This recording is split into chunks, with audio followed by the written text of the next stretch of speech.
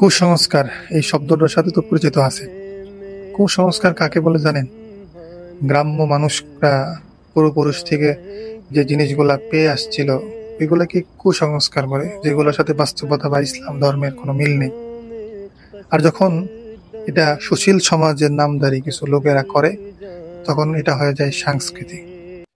সংস্কৃতি নামে মূর্তি পূজা কিংবা মূর্তি বানায়া আমাদেরকে যেটা শেখানো হচ্ছে, এটা তো কখনোই ইসলাম গ্রহণ করে না। তাহলে কেন এটা আমাকে আপনি চাপিয়ে দিচ্ছেন? আমি কেন আপনার এই বানানো সংস্কৃতিকে মেনে নেব? আমি যদি না মানি তাহলে আপনি বলবেন আমি বাঙালি হতে পারি নাই। আমার তো বাঙালি হওয়া প্রয়োজন না।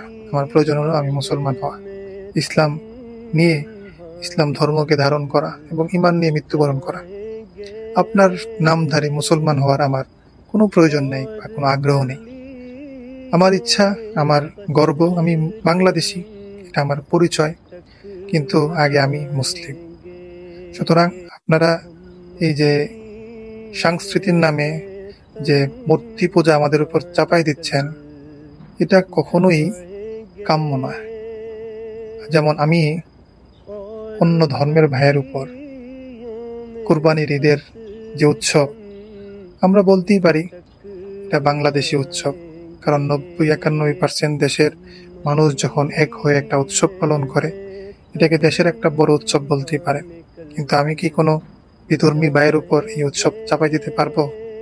এটা কি আপনারা মেনে নিবেন? অবশ্যই মেনে নিবেন না। ঠিক তেমনি আপনার কুসংস্কারের নামে সংস্কৃতি, যে মূর্তি পূজারের যে অধ্যায়, এটা আমার উপর দয়া করে চাপিয়ে দিবেন না। আজকেও না, আগামীও না। শুধু আমার উপর না, আমার প্রজন্মের উপরও চাপিয়ে দিবেন না। এই যে ১০০০ বছরের বাঙালির যে শব্দ ব্যবহার করেন, ১০০০ বছরের বাঙালির সাথে এটার কোনো সম্পর্ক নেই।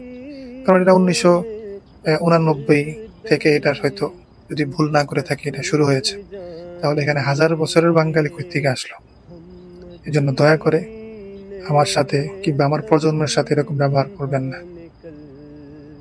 আজকে সংস্কৃতির নামে যারা যে ইসলামিক নামধারী ভাইয়েরা, মুসলিম ভাইয়েরা দাড়ি টুপি নিয়ে রাস্তায় নামেছেন, বৈশাখের উৎসব পালন করেছেন, আমি হতাশ হয়েছি আপনাদেরকে দেখে।